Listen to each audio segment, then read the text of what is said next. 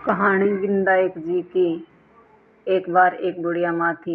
वह प्रतिदिन गणेश जी महाराज की पूजा अर्चना किया करती थी। सुबह उठती, स्नान आदि से नित्य होकर गणेश जी महाराज जी का आह्वान करती, गणेश जी का दीपक लगाती और गणेश जी की पूजा किया करती थी। वह बहुत दिन हो गए थे उसे गणेश जी महाराज की पूजा करते हुए। एक दिन उसके स्वप्न में गणेश जी महाराज आकर कहने लगे कि बुढ़िया माँ, मैं आपकी पूजा से प्रसन्न हूँ, मांगो क्या वरदान मांगना चाहती हो। वह कहने लगी, मैंने तो कुछ सोचा ही नहीं। तब गणेश जी महाराज कहने लगे, कल सोच कर बता देना। वह कहने लगी, ठीक है। यह कहकर गणेश जी महाराज अंतर्ध्यान हो गए। सुबह उठकर बुढ़िया माँ ने अपने घर में सबसे यह बात गणेश जी महाराज की बात बताई। तब बेटे ने कहा, मेरे लिए धन मांग लो। बहू ने कहा, मेरे लिए अब बेटा मांग लो। तभी पड़ोसन ने कहा कि धन तो बेटे के काम आएगा, पुत्र बहू को। तुम अपने लिए आंखें मांग लो, जो तुम इस संसार को देख सकोगी।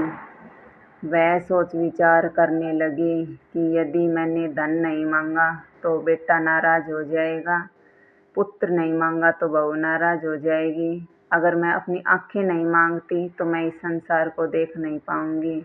मैं करूँ तो क्या करूँ। यह सोचते सोचते उसको नींद आ गई। दूसरे दिन फिर गणेश जी महाराज उसके स्वप्न में आकर कहने लगे कि मांगो माते, तुम्हें क्या चाहिए। तब बुढ़िया माँ कहने लगी कि मैं सोने के कटोरे में दूध पीते हुए पोते को देखना चाहती हूँ। गणेश जी महाराज को हंसी आ गई और गणेश जी महाराज तो अंतर्यामी हैं, वह सब जान गए। वह कहने लगे कि बुढ़िया माँ, आपने तो एक ही वरदान में सब कुछ मांग लिया। सोने को कटोरा अपने बेटे के लिए मांग लिया, पोता अपनी बहू के लिए मांग लिया, अपने लिए आंखें मांग ली। यह कहकर गणेश जी महाराज कहने लगे, तथास्तु, तुम सोने के कटोरे में दूध पीते हुए पोते को देख सकोगी। 9वें मास उससे सुंदर पोता प्राप्त हुआ, बहू को पुत्र मिल गया, बेटे को धन मिल गया, बुढ़िया माँ को आंखें मिल गई। गणेश जी महाराज की जो भी पूजा अर्चना करते हैं, गणेश जी महाराज उसकी सभी मनोकामनाएं पूर्ण करते हैं। जय बोलो गणेश जी महाराज की जय। जय बोलो गणेश जी महाराज की जय।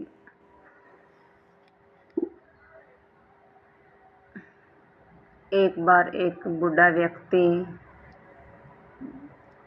थोड़े से चम्मच में दूध और चावल के दाने लेकर इधर उधर घूम रहा था। वह आवाज़ लगाता जा रहा था, कोई मेरे लिए खीर बना दो, कोई मेरे लिए खीर बना दो। सभी उस साधु महाराज की बातों की हंसी उड़ाने लगे। कौन ऐसा पागल है जो इस चम्मच के दूध से खीर बनाएगा। यह चम्मच का दूध तो किसी बर्तन में रखने से ही ख़त्म हो जाएगा। तब एक बुढ़िया माँ कहने लगी, आओ बेटा, मैं तुम्हारे लिए खीर बना देती हूँ। वह पूछने लगी कि इतने से दूध के लिए मैं तुम्हारा क्या बर्तन चढ़ाऊँ। तब साधु बाबा कहने लगे कि बुढ़िया माँ, जो आपके घर में बड़े से बड़ा बर्तन है वही चढ़ा दो। बुढ़िया माँ को एक बार तो हंसी आई, फिर वह गणेश जी महाराज की प्रतिमा को पहचान गई। वह अपने घर में बड़े से बड़े बर्तन को चढ़ा दिया। वह जब खीर बनकर तैयार हुई तो बर्तन में से खीर बाहर निकलने लगी।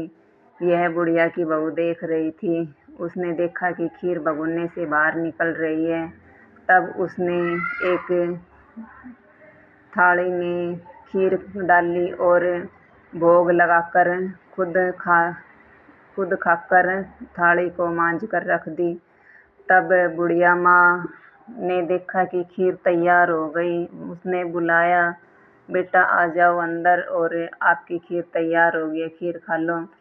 विनायक बाबा कहने लगे कि बुढ़िया माँ, मैंने तो खीर खा ली, बुढ़िया माँ कहने लगी, आपने कब खा ली? वह कहने लगा, जब तुम्हारी बहू ने कपाट के पीछे मेरा भोग लगाया तभी मैंने जीम लिया था। तो वह कहने लगी, अब मैं इस खीर का क्या करूं? तब विनायक बाबा ने कहा कि जो भी तुम्हारी नगरी में है सबको बुलाओ और उन्हें भोजन करवाओ। तब वह सबको खीर खाने के लिए कहने गई। सब ने मजाक उड़ाया बुढ़िया माँ का, और कुछ ने तो इतना तक कहा, चलो चलो देखते हैं उसको कि क्या खिलाएगी हमें, क्या दावत देना चाहती है। सब उसकी हंसी उड़ाने के लिए बुढ़िया माँ के घर पर आए।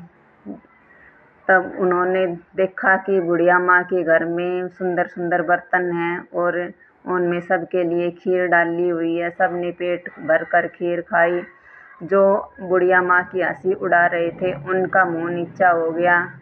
चलता वक्त विनायक बाबा ने कहा, बुढ़िया माँ मांगो, तुम्हें क्या वरदान मांगना है? वह कहने लगी, मुझे कुछ नहीं चाहिए। तब चलते हुए विनायक बाबा ने एक फूटी टूटी उसकी झोपड़ी पर लात मारी, वह बड़ा महल बन गया। इस तरह विनायक बाबा ने बुढ़िया माँ की एक बड़ा महल बना दिया। समस्त मना उनके स्वस्थ शरीर दिया और उनके घर में सुख समृद्धि दी। जय बोलो गणेश जी महाराज की जय।